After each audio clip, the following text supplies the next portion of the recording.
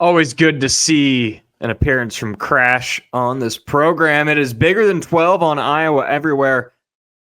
You're listening to this on November 13th. It's a Wednesday. We're recording this Tuesday night directly after the college football playoff rankings were released. I am Jake Brend alongside Derek Duke. Derek, how's it going, man? Doing good, Jake. I made sure to check the weather forecast today before we recorded so we don't have any weather delays like we did last week. But unlike the weather, man, I don't get a pass when I'm wrong. I usually have to hear about it on social media when I'm wrong, or I could just get nasty emails, which is pretty common. But all jokes aside, it was a monumental weekend of the Big 12, and we are in the final home stretch here, and every game matters. Like, you won't find any November cupcake weekends in the Big 12 like you do in the almighty SEC. True that. I won't add any more to that. What I will add to is my future. Do you know how you can add to your future? Through WeathCharter. They're the presenting sponsor of Bigger Than 12. WeathCharter Retirement Planning and Tax is the full name. Locally owned. That's important. That's important to you. That's important to us. That's important to them. Based out of Ankeny, and their founder, president, Tim Hawkins, is a great guy looking to save you some money and looking to simplify your wealth. It'll make it easier whether you are in college, whether you are a young adult or close to retirement age.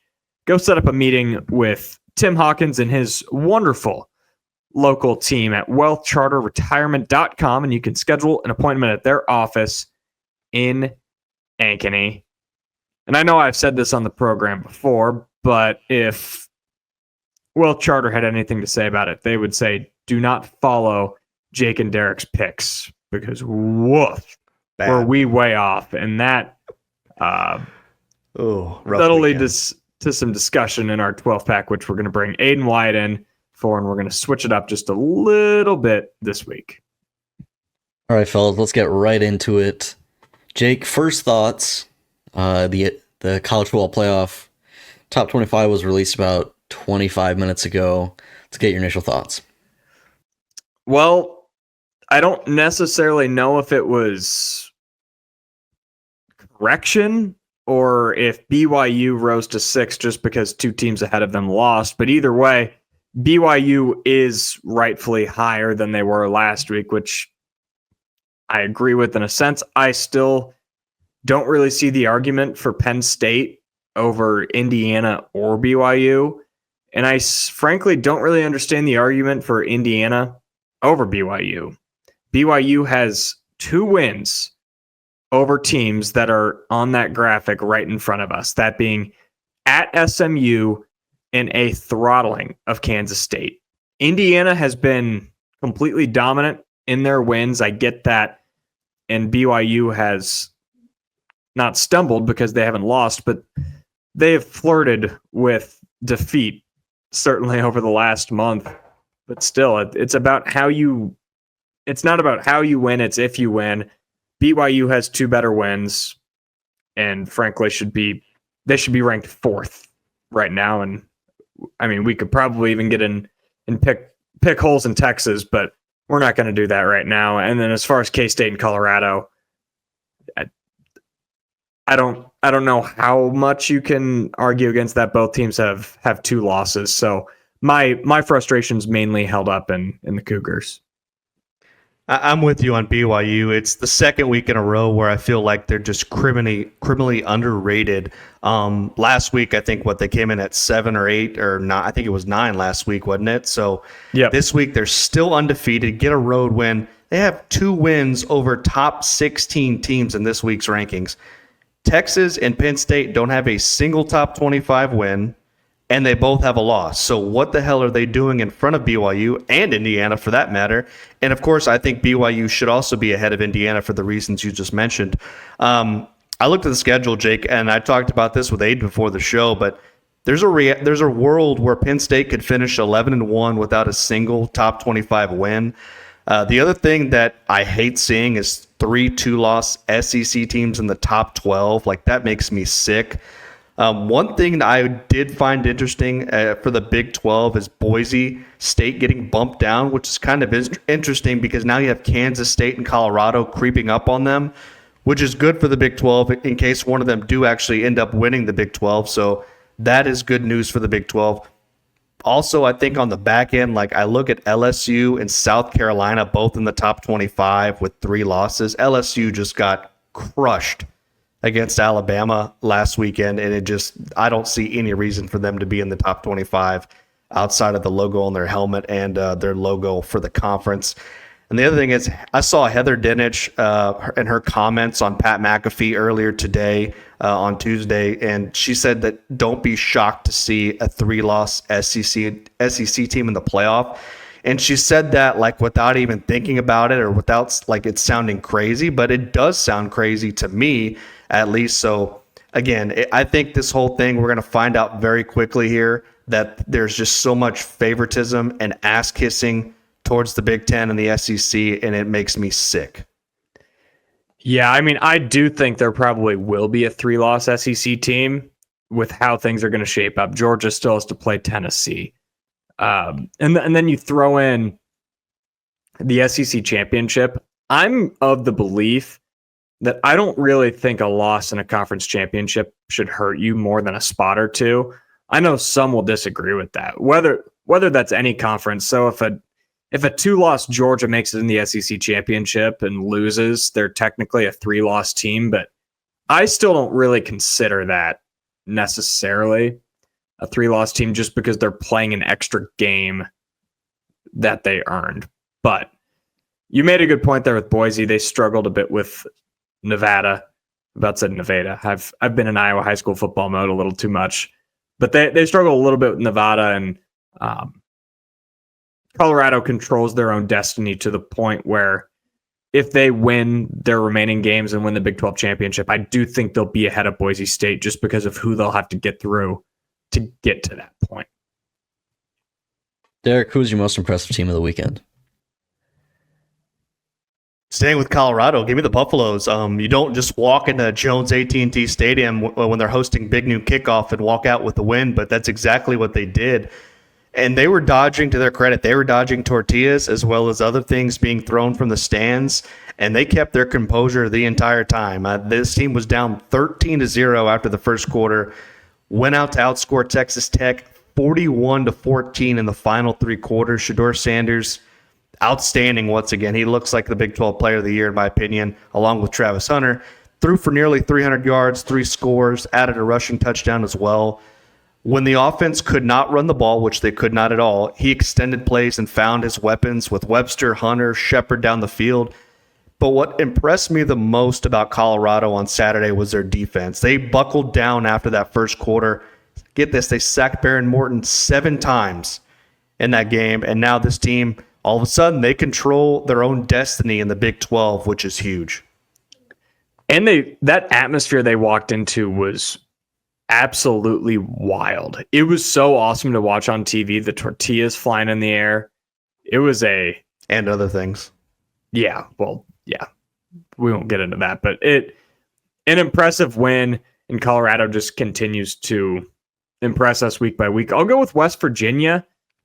Not necessarily like in the most dominant fashion, but it was a game that we both picked Cincinnati to cover and didn't really think twice about it. So West Virginia, they've been playing better. I know they went out to Arizona a couple weeks ago, won a game. So that's back-to-back road wins for the Mountaineers. And it's been very well discussed on this program what Neil Brown's status is or isn't. So anytime you can pick up a road win in this conference, that'll be good for his future or lack thereof. For sure. Let's flip it around, Jake. Most disappointing team of the weekend. Second week in a row, I got to go with Iowa State, and this week it's even more disappointing than the previous. When you lose to Texas Tech, you can at least point to, oh well, if they complete the 2-point conversion, if they get a stop on 4th and 7, you're 8-0. Well, there was no one or two plays in this game that changed it. It was a total butt kicking by Kansas. And it's just a disappointment to go from a dream season on Friday, would that be November 1st, to Sunday, November 10th, and you go from dream season to, is 10 wins even possible? Which 2 weeks ago seemed like a lock. It's been a disappointing turn and just a total disappointing effort. Man, I'll tell you what, it was tough just coming up with just one disappointing team because I felt like there were so many teams worthy of wearing the dunce hat this week. But I'm going with Cincinnati. We just talked about a little bit. The Bearcats hosting West Virginia not only had a chance to get bowl eligible, but also remain in the Big 12 title hunt. And they completely gave that game away and they ended up losing 31-24. And the reason they lost was simple. It was because of turnovers. Brendan Sorsby turned the ball over 3 times. Cost the Bearcats 17 points. If you remember, he had an ugly pick 6 in the first quarter when they had a chance to go up by 2 scores, and then he fumbled on the very next drive deep in their own territory where West Virginia kicked a field goal there. And then to top it all off, he fumbled once again late in the game, and it cost him 6 for the second time there. So Cincinnati had everything to play for, and they handed that game to West Virginia on a silver platter. And it's yet another week. I believe this will be, I think, the 5th game in a row where Iowa State will be playing a team coming off of a loss. I'm trying to remember in my head if West Virginia was coming off of a win or a loss before that game. But other than that, I know UCF, Tech, and, of course, Kansas were all coming off of losses. So Iowa State's going to get a desperate Cincinnati team in Ames on Saturday. Moving on to Utah BYU. I mean, this is rough, tough look for the Utes. In case you missed it, late game defensive holding kind of, I don't want to say bailed out BYU because it was a penalty, but agreed. And they still went the full length of the field. That too, yeah. But anyway. Utah's AD Mark Harlan took the podium after the game. And an athletic director for 12 years. This game was absolutely stolen from us. We were excited about being in the Big 12, but tonight I am not. We won this game. Someone else stole it from us. Very disappointed. I will talk to the commissioner. This was not fair to our team. I'm disgusted by the professionalism of the officiating crew tonight. Thank you. Disgusted by the professionalism, as the athletic director cries on stage.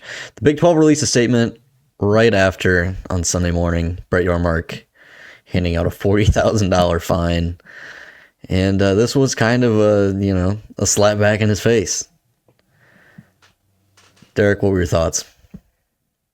Oh, boy.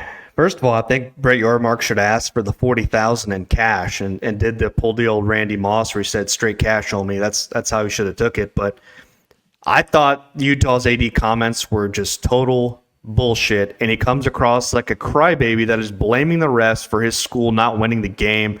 If you want to get mad at something, Mark, how about you get mad at your head coach, Kyle Whittingham, for not going to get a backup quarterback for Cam Rising? Or how about you get mad at the fact that Utah didn't score a single point in the second half of that game? I think what bothers me the most is that he said the quiet part out loud about how he really feels about being in the Big 12. Like, I felt like he made it sound like Utah is above the Big 12. You talk about questioning the professionalism of the officiating crew. Dude, look in the freaking mirror, man. How professional was your tirade after the game where you're on national TV yelling at the refs midfield, and how professional was your whining at the podium? Like, you just come across as a total crybaby. Give me a break. You've been in the Big 12 for 5 minutes, and you're already calling out the refs and threatening to call the conference commissioner. Like, get in line, dude. Every team that has spent time in this conference has had outcomes affected by poor officiating. Yet I don't see any of their ADs going to a press conference and just ripping a new one in the officials. And if I were Brett Yormark, I would have answered the phone, find him, and then tell him to write his complaints on a piece of paper and then shove it where the sun don't shine. That's exactly what I would have told Mark Harlan after that game. Well, so obviously a very rough Saturday night for Utah. You lose the Holy War. You're towards the bottom of the conference in the standings. Your arch rival that was picked to finish 13th is number one. They're the team of destiny. Always find a way to win. But I got good news for Utah fans because they won the holier than thou war. Because that is exactly how it came off, how those comments came off. When Mark Harlan stepped to the stand, it's we're better than you. You're lucky to be in our presence. It's been the exact same thing ever since the rumors of the Four Corner schools even started, is that Utah thought that they were too good for the Big 12. Well, you weren't good enough for the Big 10. You weren't good enough for the SEC. You're certainly probably good enough for the Mountain West, I would hope. And so far, they haven't been good enough for the Big 12. You are towards the bottom of the conference. And I believe that Utah is a massive reason why there's a negative perception of the Big 12. When you are expected to go in and dominate, when you are expected to go in and win the conference, when you are the heavy favorites, you have legendary Hall of Fame coach Kyle Whittingham, and you go out and you lose 5 straight games, that negatively impacts everyone top to bottom in the conference. Oklahoma State, you're not off the hook either, but we'll get into them in a bit. And then let me talk basketball for a second. You're tanking the damn KenPom ratings. Guys like me and Aiden, we don't like that. We like the high basketball KenPom ratings. So, Mark Harlan, welcome to the Big 12. Thank you for representing your fan base that I have just heard nothing but good things about, because you truly have not even come close to meeting my expectations yet. Well said, Jake. Sticking with BYU and Utah, Jake, do you think the Holy War is the best rivalry in the Big 12? I don't know how you could watch that game Saturday night and say it's not. The color contrast was incredible. The red on blue is just beautiful. The atmosphere, no matter where that game is going to be played, that will be the best atmosphere in the entire sport. That whole day, the camera was shaking the entire fourth quarter. It was beautiful. And just the history. They showed that montage in either the third or fourth quarter of the hate through the years, through press conferences, through post game. It's just glorious. And I would put it up there with the best rivalry in the sport. I know there's a few that'll be untouched, like OU Texas, Michigan, Ohio State.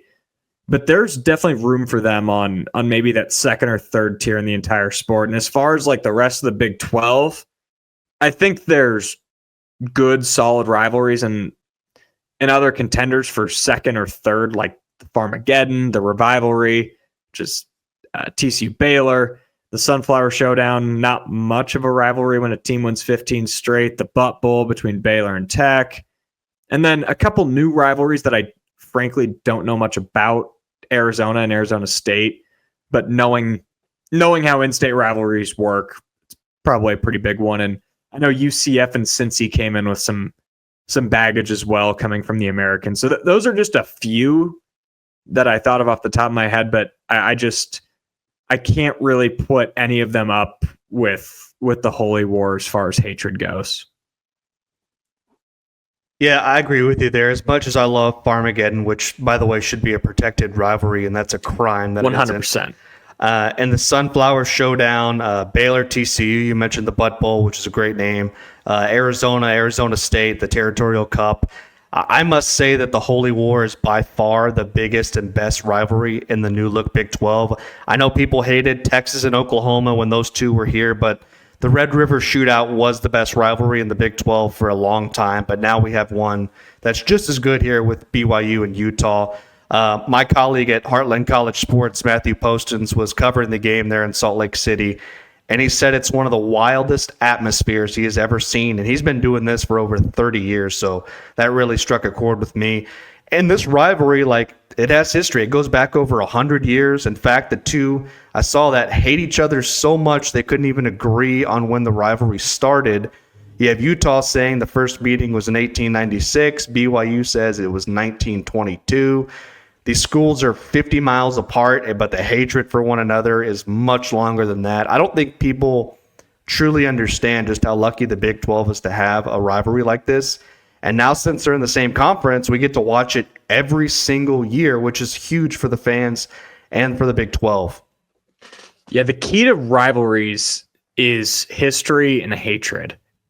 And while I definitely think there's hatred between Iowa State and K-State fans, there's not more hatred between those two respective schools than what Iowa State has for Iowa and what Kansas State has for Kansas. So, sure, is it the longest continuously played football game in America? It sure is.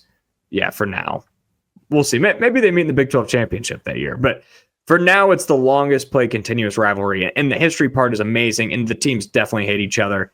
Same goes for Arizona State. But when you can combine both of those, a rivalry that dates back to the late 1800s and the hatred that was displayed on national television, that's what this sport's all about. I love it. It's so awesome. Keeping it out west, Derek, do you think that Colorado's the best team in the Big 12 right now? They're close, but I'm still leaning slightly towards BYU here. I love what Colorado brings to the table, but they have some flaws that stick out to me. Obviously, Sanders is arguably the best quarterback in the Big 12, and Travis Hunter is the best player, not just in the Big 12, but the entire country. But they still can't run the football. They're averaging less than 80 yards a game on the ground, and it makes their offense a little bit too one-dimensional for my liking. They are built to get into shootouts, like, because they can now throw the ball and rush the passer effectively defensively. And in fact, they have the most sacks in the conference. I saw that stat the other day where I think they're top with the Big 12 with like 29 sacks, which is really impressive for them. But if they go against a team like BYU, they're going to change that game flow. BYU would limit the possessions, slow things down. Plus, Colorado has had some issues this season when it comes to stopping the run. They aren't in the top 10 in the conference when it comes to run defense in the Big 12.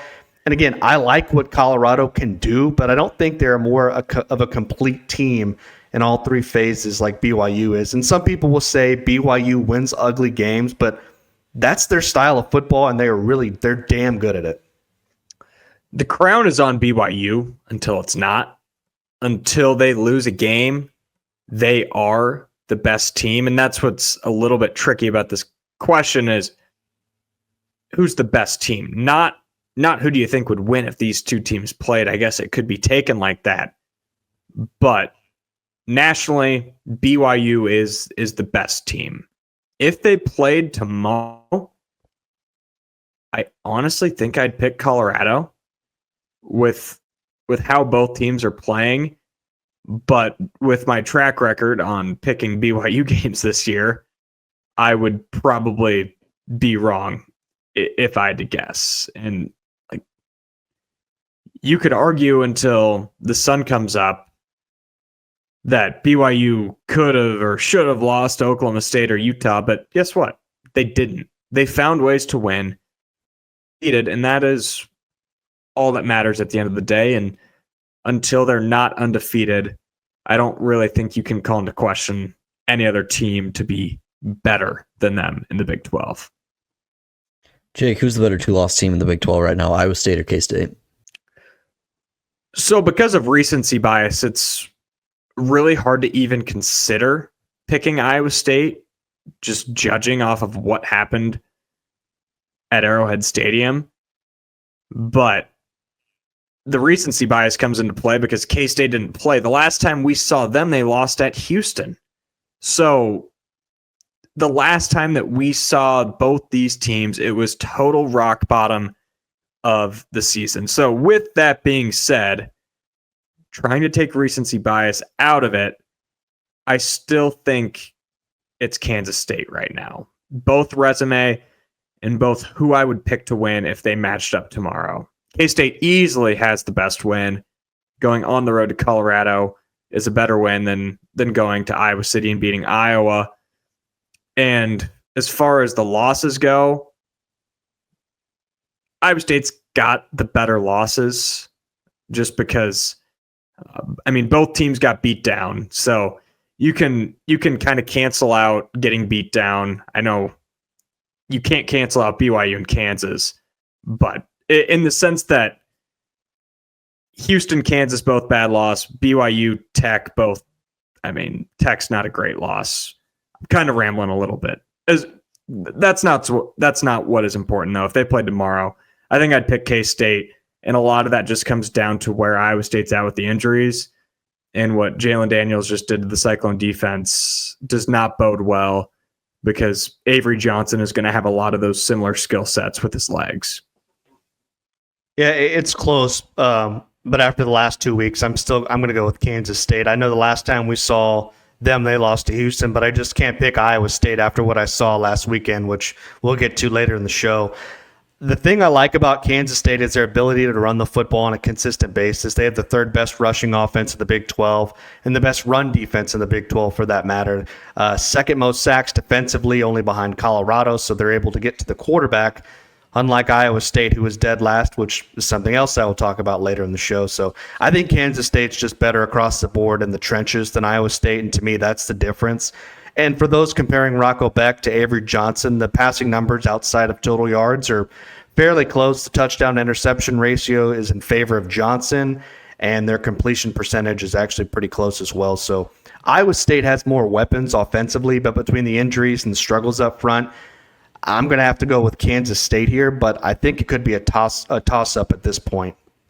The thing is also, Matt Campbell's been pretty good against Chris Kleiman. So in the sense that I don't want to underreact to what happened to Iowa State against Kansas, but for whatever reason, Lance Leipold has just had Matt Campbell's number. And that does come into play a lot where just some teams can come up with a better game plan against the other teams. So I'm not leaving Iowa State out for dead. I don't want to get that twisted. I still think that K-State game comes down to the very last possession.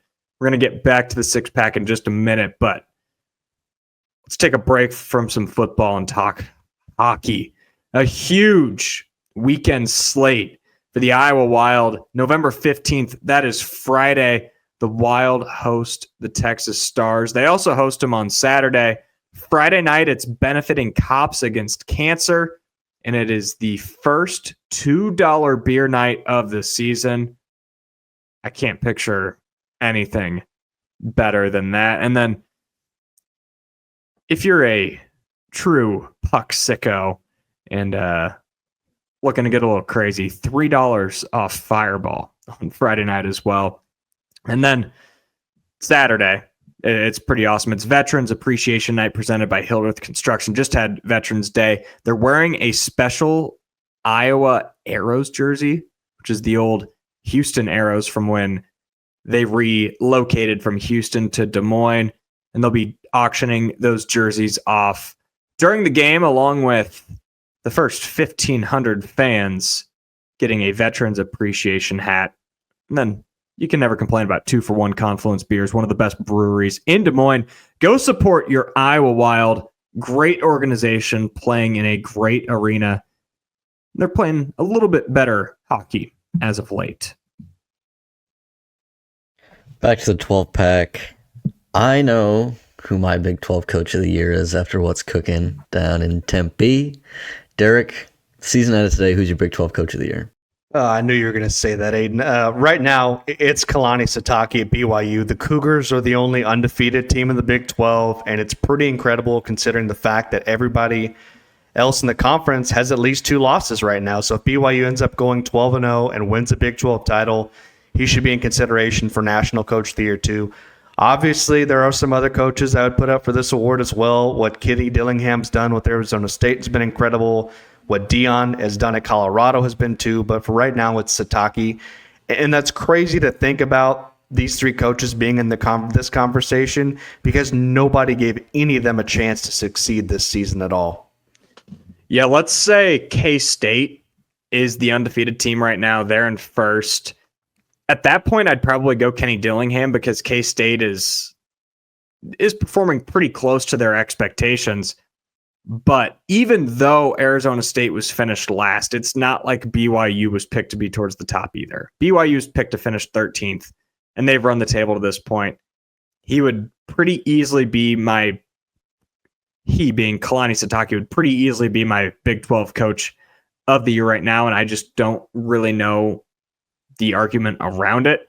Kenny Dillingham and Coach Prime would definitely make a great argument if we're talking about who's runner-up, because I think you can make great points on both sides, but as long as the Cougs stay unbeaten, Sitake should take home the hardware. Shameful. Sorry. Shameful. I'm going away from my Sun Devil roots. Huge Sun Devil guy here. All right, Jake, rapid fire here. Best chance of making a bowl game, Kansas, UCF, or West Virginia? Well, it won't be Kansas, although they are the best 3-6 team in the country. I think they've got an upset left in them. I just don't think they run the table. UCF, they got to go to Morgantown, which is one of the teams in question. That's a coin flip at best game. West Virginia is the easy answer. They only need to win one of Baylor, UCF, or Tech. They'll get one of them, might even get two.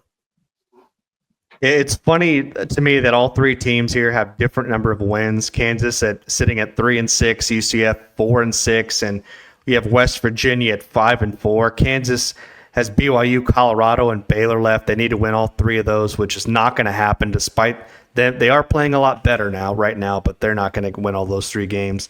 UCF has to win their final two games against West Virginia on the road and against Utah at home. They may end up beating Utah, but they won't beat West Virginia and Morgantown. So that leaves me with West Virginia, who just needs to win one out of their next three against Baylor, UCF, and Tech. I say they beat UCF, maybe upset Baylor this weekend. Who knows? But give me West Virginia here. We talked so much about Neil Brown's hot seat, and I frankly don't know where that sits. I'm not in that athletic department. The way that conversation gets real dicey is if they go from 5-4 to missing a bowl game. So Mr. Neil better win one of those games. He'd be fired on the spot after that. Yep. Speaking of the hot seat, did Sonny Dykes save his job last weekend, Derek? He saved his job for this year to buy himself enough time to be the head coach at TCU going into 25, but because TCU finished 5-7 last season, coming off their national championship appearance, which is wild. I think it showed us just how much Max Duggan carried that team 2 years ago. But Sonny had to at least go to a bowl game this season to me to come back next year. And hey, he's 6-4 with 2 games left against Arizona and Cincinnati. He has the chance to win 8 games, which is not bad at all considering where they were a few weeks ago.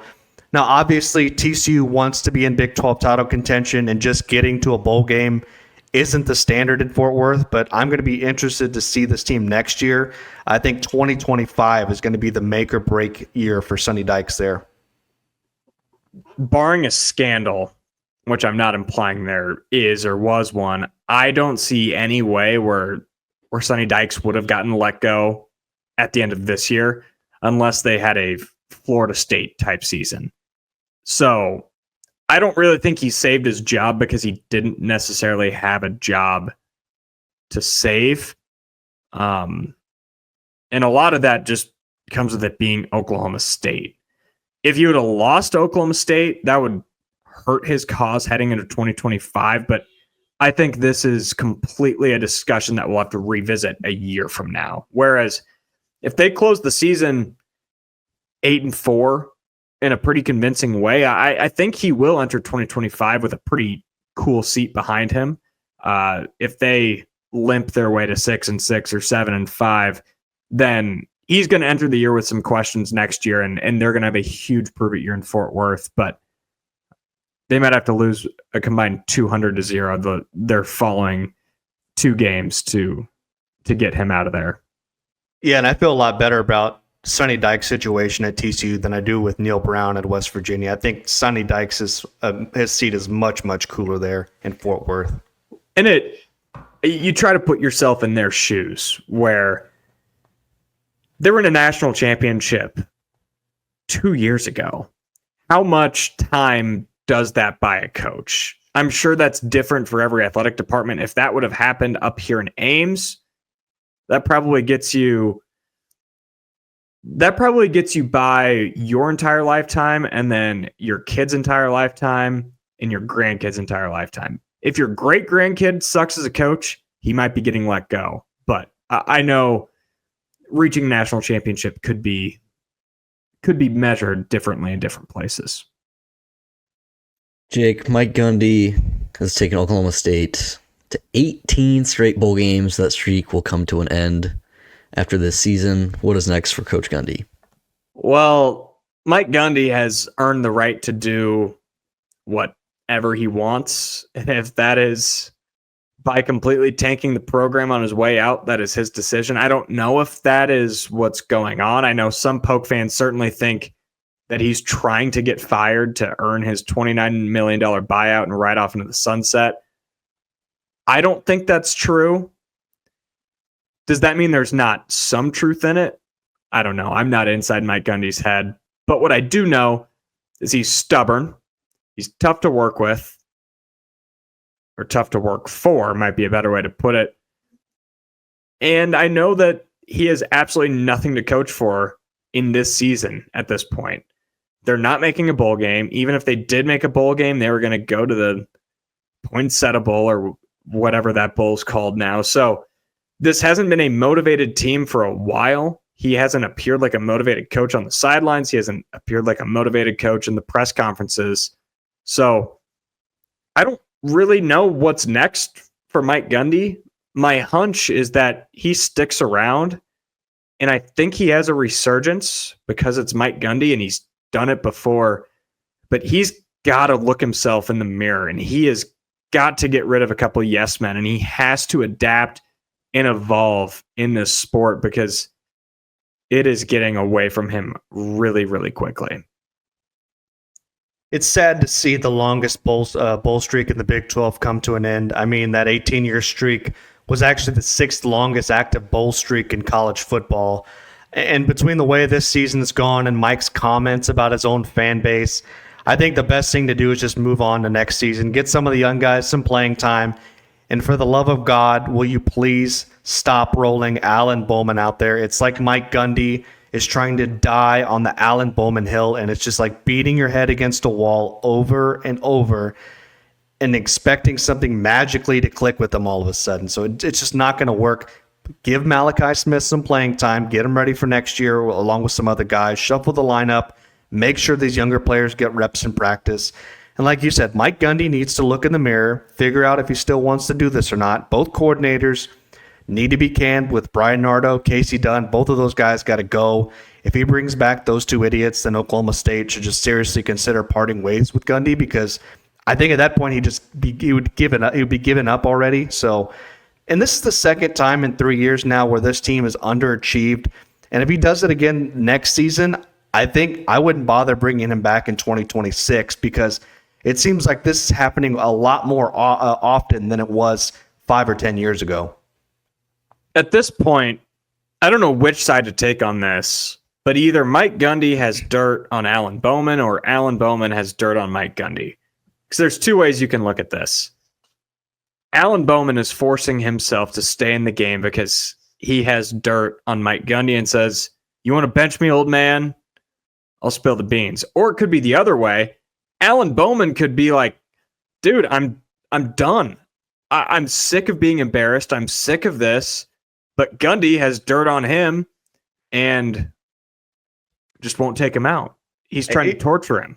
The thing it's a bizarre situation. It's not the first time Mike's done that either. He did it with Spencer Sanders and Taylor Cornelius back in 2018. I remember exactly how that went down. And Oklahoma State having to suffer a 6-6 season that year because Mike refused to play Spencer Sanders, who was clearly the better quarterback that year. So it's nothing new. I think he's just sticking with his guns here. Whether it's right or wrong, he's just going to stick through with it. Yeah, there's a lot of similarities between that and what our good friend Kirk Ferentz kind of has a history of over in Iowa City. Not our good friend. Friend of the program. He's a big fan of the show. Last but certainly not least, Derek, what was your biggest takeaway from the weekend? I would say that the Big 12 title picture seems to drastically change on a weekly basis. 2 weeks ago, Iowa State, Kansas State were fighting for that second spot. Now, all of a sudden, Colorado's in control of their own destiny. The underdogs in this conference continue to pull off upsets. I don't think any other conference in the country has more underdogs win outright than in the Big 12.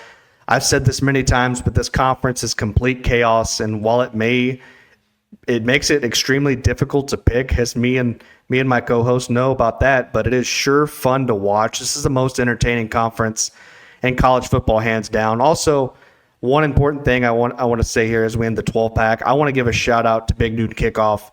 Unlike College Game Day, they aren't afraid to go to the Big 12 venues and actually talk about the Big 12. They had a topic talking about the Big 12's playoff chances, getting 2 teams in, something you would never, and I mean never, see on ESPN or College Game Day. And I've normally been a College Game Day guy for years, but I'm so sick and tired of them talking about the Big 12 for like 10 minutes on their 3-hour show. So thank you, Big Noon Kickoff, for coming to Big 12 country. The scene in Lubbock, as we talked about earlier, it looked incredible on Saturday. I learned a lot. I feel like we learned more this past weekend than maybe any other weekend. A lot of that being negative towards Iowa State. And I think you could take BYU's win either way. It could be, well, they couldn't move the ball on Utah for the entire game. I took it the other way, that when you play a rivalry game, you wipe the slates clean. The record doesn't matter. To go in to that atmosphere, to a team that hates you more than anything else in the world, and pull off that miraculous win, BYU is more serious than I thought coming into the week. And that sounds kind of backwards because they didn't cover and they probably should have lost the game. So I'm impressed by the Cougs. And again, I just shout out Colorado. I've been wrong. I've been eating crow. I've been eating buffalo all season long. You got some money in your pocket for eating buffalo, man. That's expensive meat. I haven't had buffalo since I was actually in Colorado at I believe it's called Penelope's up in Estes Park. They serve buffalo burgers. They're delicious. Yeah. I don't think about meat when I'm in Colorado, but that's another topic for another day. Yeah, no. When you're in Texas, when I'm in Iowa, we've kind of got it made. But do you know who else has it made? Any customer of Freedom Tire, because they take care of their customers, because they're locally owned, because Quentin Crowner is a loyal listener and a loyal sponsor of Iowa Everywhere. They've got locations spread across the metro: Altoona, Ames, Fleur Drive, West Des Moines, and Urbandale. If you need new tires, if you need an oil change, if you need any maintenance work done with your vehicle, Freedom Tire is your place to go. Again, locally owned, locally owned, locally owned. The money you spend there is staying in Des Moines, and that is about as important as it gets when it comes to sponsoring Iowa Everywhere. The best way to support us is to support them. Go and tell them that Iowa Everywhere sent you. Aiden, what's up? All right, we got today's trivia question. Derek, what late night show host is from the great state of Iowa? Okay, I know this one. This is probably the first one I'm ever going to get, maybe the last one I'm ever going to get. It's David Letterman. No? No. You're kidding me. Oh, that's a tough look. Oh, you're kidding me, right? Is he not from Iowa? I don't think so. I mean, I guess I don't know. But Yeah, that's I don't think he's from Iowa. No, not he's the not. answer we're looking for. It's it's Johnny Carson, correct? Yes. Yeah. Johnny Carson. Oh, man. That's a tough look, Derek. Yeah. David Letterman's from Indiana.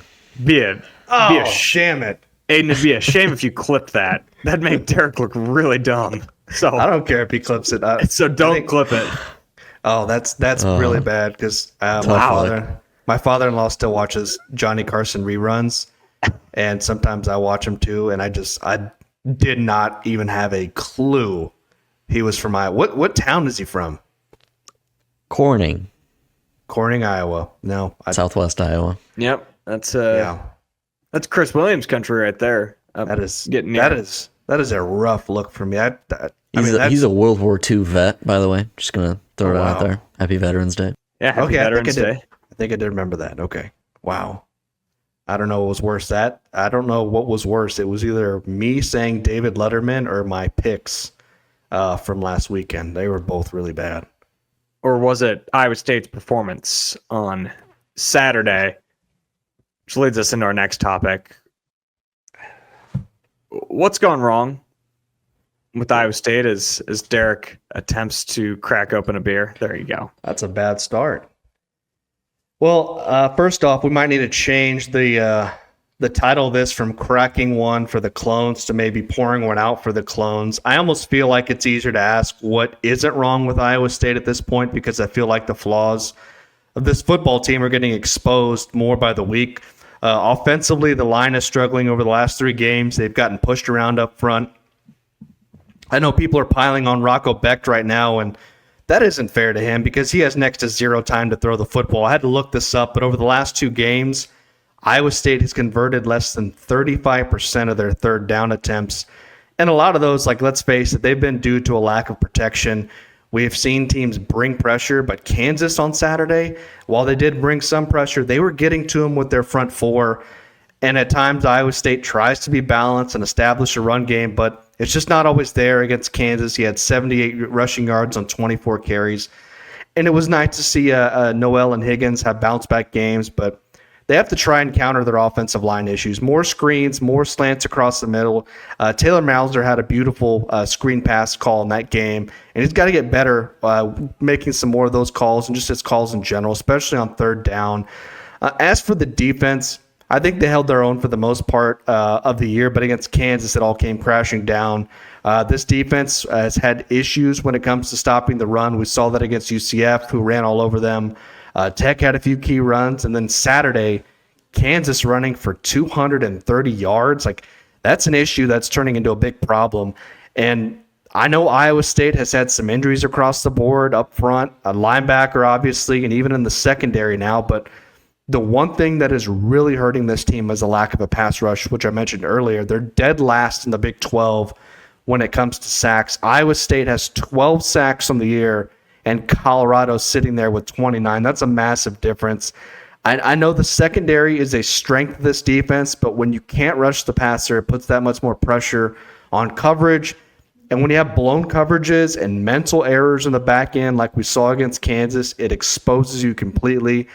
I seriously think that John Haycock needs to get back to the drawing board and shuffle some things around, maybe move to a more traditional front, have less linebackers on the field if possible. Iowa State can't afford to keep rushing with 3. We saw that against Kansas. Jalen Daniels had enough time to eat a sandwich back there and then throw the football and find one of his receivers down the field. It's not working. Rushing with 3 is just not working.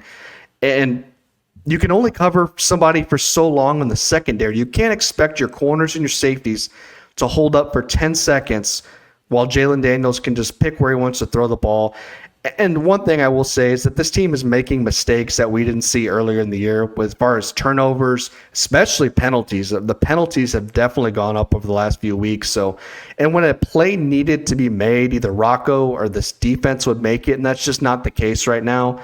I said after the Kansas game in my article post-game that this team is playing their worst football in the most important month of the year, and you just can't do that and expect to win these important games. Yeah, you hit the nail on the head. I think it's a combo. I won't go unit by unit or position group by position group. I think it's a combo of injuries, the pressure, and the execution. Iowa State is so banged up. The defensive injuries are unbelievable, and it's crazy that they even made it to November being the number 1 ranked defense in the Big 12. And I know there were holes, but at the same time, they still did enough to get Iowa State to be in the position to be 7-0. Even 8-0. I feel like the defense played well enough against Texas Tech. The offense is what lost them that game. And I will stand on that. There is the pressure. By all accounts, Iowa State exceeded expectations for the season 7 weeks through the year. But those expectations reset when you get put in the top 10 of the AP poll. Those expectations reset when you win your first 3 coin flip games. And they haven't met them since they reset. I think that definitely plays a factor in being around the program, being in the post-game press conferences. I have kind of sensed that. I've sensed that pregame. And then there's the execution. I feel like I'm probably in the minority on this, but I do think Rocco Beck deserves a lot of blame. I mean, if he converts that 2-point conversion against Texas Tech and hits the open guy when he's open, we might not even be having this conversation, because Iowa State could have very well gone on to win that game in overtime, and the Kansas game ultimately doesn't end up mattering that much. I wrote down in my notes on Saturday when Rocco missed that throw to Steve O'Klotz in the end zone, I wrote, the game is over. Like, I put the nail in the coffin right there. So I know Rocco's stats look good. I know he's been under pressure a bunch, but he's also got to be better. And he just has not played his best the last 3 weeks. And you talk about play calling and creating quicker throws. They've been there. There's been checkdowns that have been there that Rocco has passed up. And I do think a lot of the problems as far as the offense go, I mean, it does come down to the offensive line. But at the same time, Rocco keys in on Higgins and Knoll. Eventually, these teams are going to learn, and they have started to learn, that let's just throw 2 guys on Higgins. Let's throw 2 guys on Knoll. And when Ben Bramer's out, there haven't been 1 options or 2. Rocco hasn't really looked for those options. So is Rocco the biggest problem? No. Is he one of the biggest problems? I wouldn't even go that far. But I do think Rocco could be a lot better, and he would tell you the exact same thing. But all that to be said, Iowa State's still 7-2. And I'm not going to be that fan that's like, you would have killed somebody to be 7-2 November a decade ago. Well, the program's evolved. When you're 7-0, double-digit favorites, going to be favored in every game, at some point the expectation has to go above, like, oh yeah, 8-4 is a fine season. At some point, when you are where you are, you got to reach that point.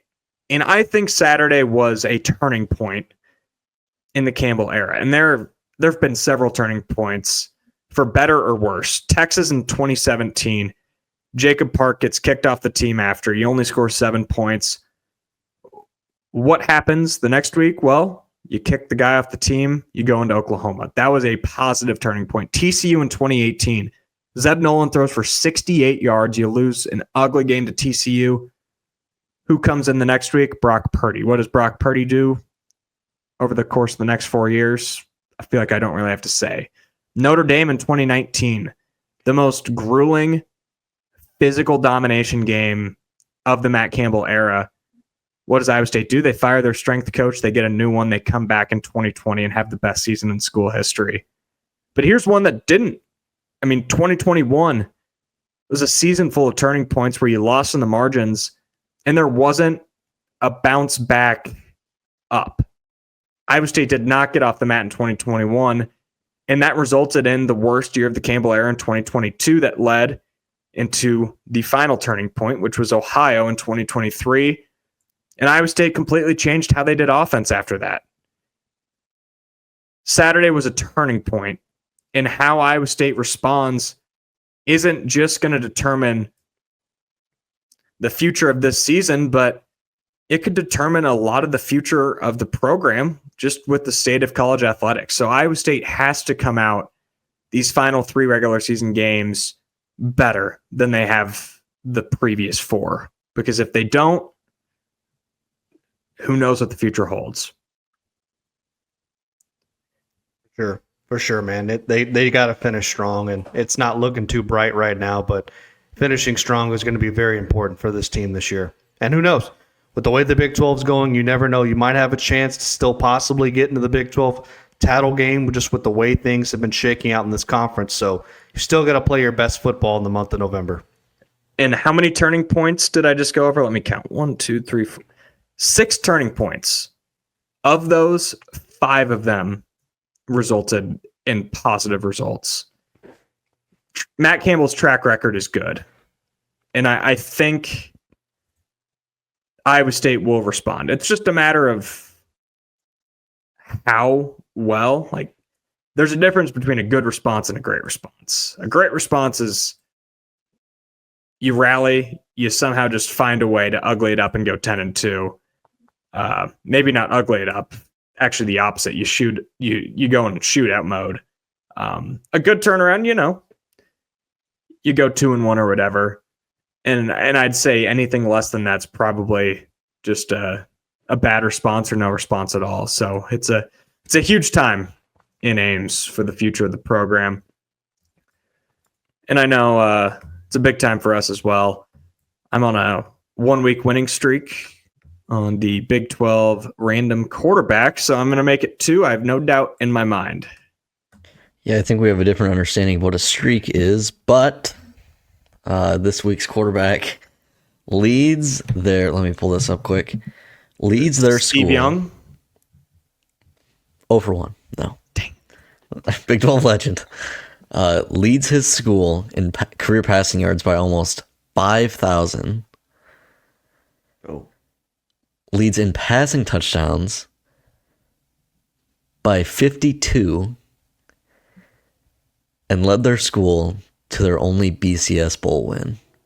I think this is almost too obvious that it's making me second guess it, that I'm going to reserve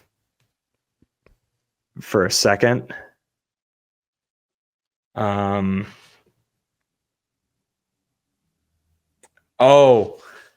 Is it Case Keenum? Mm-mm. Huh. So it's, I feel like it's I don't know if it's an obvious one, but when he said the only BCS bowl, you said, so it is a BCS bowl win, or is it a New Year's Six bowl win? BCS. So it's a BCS bowl win. Oh man. Big 8 school. Been there since day one. Oh man. I can really only think of one school that's won a BCS game. That like only has won one. And because Baylor's never won one. Is it in the state of Kansas? Could be. I'm going to go with Todd Reesing, Yes. Kansas. There you go. 2008 Orange Bowl champs. Yep.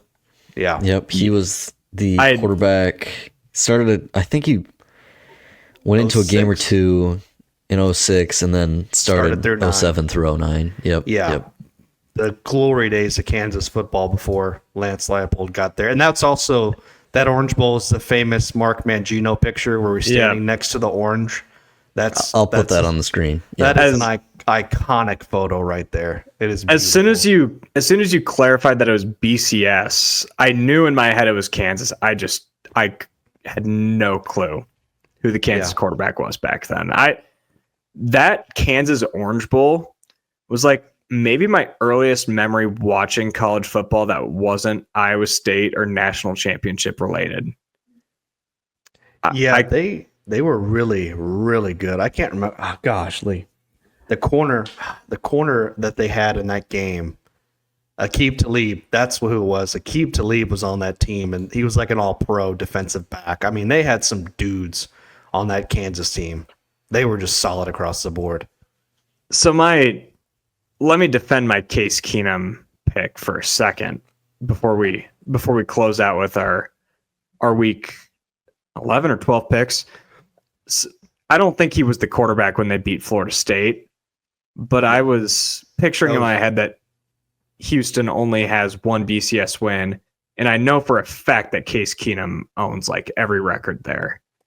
Keenum was like I think he does hold a bunch of records there, but like Houston never really got to that. Yeah, he was. Yeah. So he would have graduated in what, like 13 or 14? 11 was his last season. I think 11. Okay. Wow. I think he was 07 to 11, if I remember correctly. 15 would have been way off.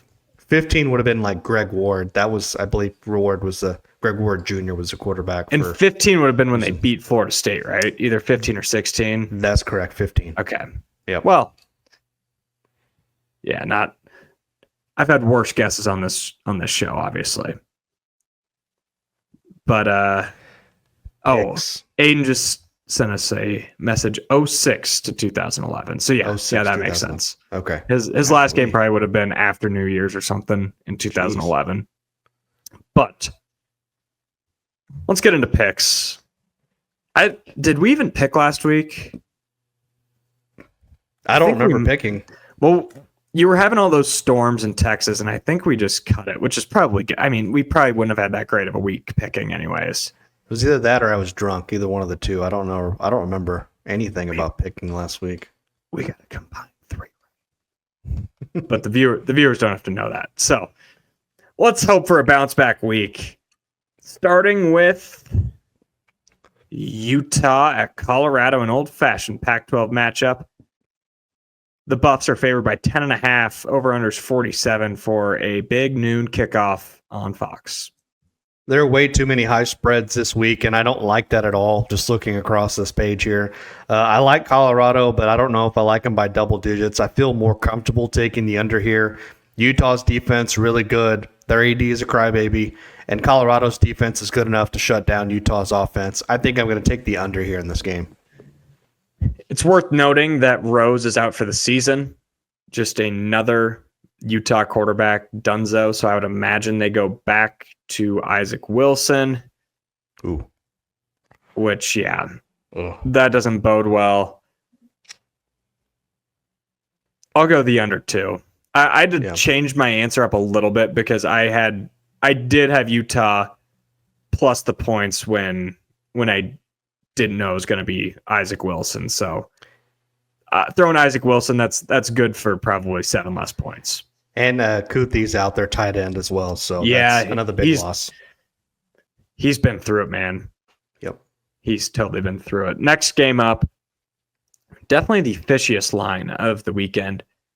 Baylor favored by 2.5 at West Virginia. Over-unders 59 for a 2:30 kick on ESPN the second. West Virginia's been playing better, but so is Baylor. They're a completely different football team than where they were a month ago. I'm still not sure about West Virginia's quarterback situation with Garrett Nico, so give me the Bears to cover on the road. Yeah, I think just if I'm playing into the casual Big 12 college football fan, which I'm not, if I'm picturing me being that in Vegas trying to get me to bet on something, Vegas wants me to bet on West Virginia. And I'm not going to take the bait. I'm going to go the under just because West Virginia's quarterback situation is so up in the air. They're going to want to run the ball. I know Baylor can put up points and they might struggle to get some stops, but 59 is a pretty high number for a November game in Morgantown. Just give me 2 unders so far. This is a tough game. This is another, just I think, a little bit of a weird line. Arizona State, they're getting 9 points on the road at Kansas State. It's a 6:00 kick on ESPN. Kansas State's had 2 weeks to prepare for this game, and after that letdown in Houston, I expect Kansas State to come out swinging. Arizona State's been a great story, but going on the road with Little Apple won't be easy, and I still wonder about the health of your boy Scatabo. So, and I know Levitt's been playing. He showed me a lot in that game, but coming off a loss at home, Kansas State, Big 12 title hopes still on the line. I like Kansas State to come out strong and to cover. I like him to cover too, and a lot of it, unfortunately, has to do with my boy Cam Scatabo.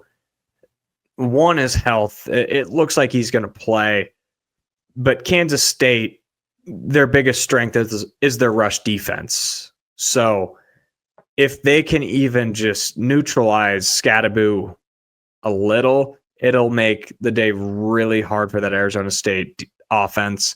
I think K-State covers coming off of the bye week at night. Another night game. So sick of the night games. So sick of them. Iowa State hosts Cincinnati. The Cyclones favored by 8.5. The over-under is 53.5 for a 7 o'clock kick on Fox. I don't trust Iowa State to cover a spread this high with the way they've been playing. Cincinnati doesn't scare me as much as they did 2 weeks ago, but the same thing could also be said about Iowa State here too. Iowa State will win. The Cyclones will win, but I don't think they cover, so I'm going to take Cincinnati to cover that spread there. Gosh, I hate how in agreement we are. This is a horrible sign last week. It's hard for me to lay points with Iowa State right now. I think they very well could go out and just have a really good offensive day and get back on the right track. But again, the smart move here is to just take the points with what Iowa State's shown us the last 3 weeks and give me the Bearcats plus 8.5. And I might have lied about the fishiest line of the week because undefeated BYU, the 6th ranked team in the country, hosting the lowly 3-6 Kansas Jayhawks. But there might be more that meets the eye than just 3-6. BYU's favored by a field goal. This game is in Provo. Again, they're ranked 6th. Kansas is 3-6. BYU favored by 3. Get all that? I hope I didn't make that too confusing. It's a 9:15 kick on ESPN. The point is, BYU's favored only by 3 to Kansas. Where are you going on this one? If this game was in one of the many places Kansas calls home this season, I would probably maybe lean with the Jayhawks to win outright, but it's not. This game is in Provo, home of the rowdiest environment in the Big 12. BYU is a team of destiny, and teams of destiny do not lose home games. Give me the Cougars to cover and move to 10-0, baby. That's my lock of the week there. I don't have a lock this week, unfortunately. I can't be trusted with a lock right now. I'm going to pick BYU to cover, which means Kansas will find a way to cover and lose. So take that to the bank somehow, some way. I mean, anytime that I've picked against BYU, they've totally proven me wrong, and they've gone out and beat a team by 40. But anytime I bet on BYU, they don't cover, and they find the most miraculous way to win it at the last minute. So if that trend continues, BYU is going to beat Kansas by 1 or 2 points. And if that's the case, that's going to make for some great late night Big 12 after dark football. Love it. Absolutely love it. I just prefer when the ADs aren't yelling and bitching and whining in their press conference. Real talk, though, we're done with the picks, but I was talking to friend of the program, Alec Bussey. He is the 247 sports guy for Iowa State. I was talking to him pregame at Arrowhead on Saturday, and we were just talking about where we thought the game was going to go. And I thought that the biggest X factor was Kansas lost another close game. This one came to their rival. Heartbreak. You have the whole bye week to think about it.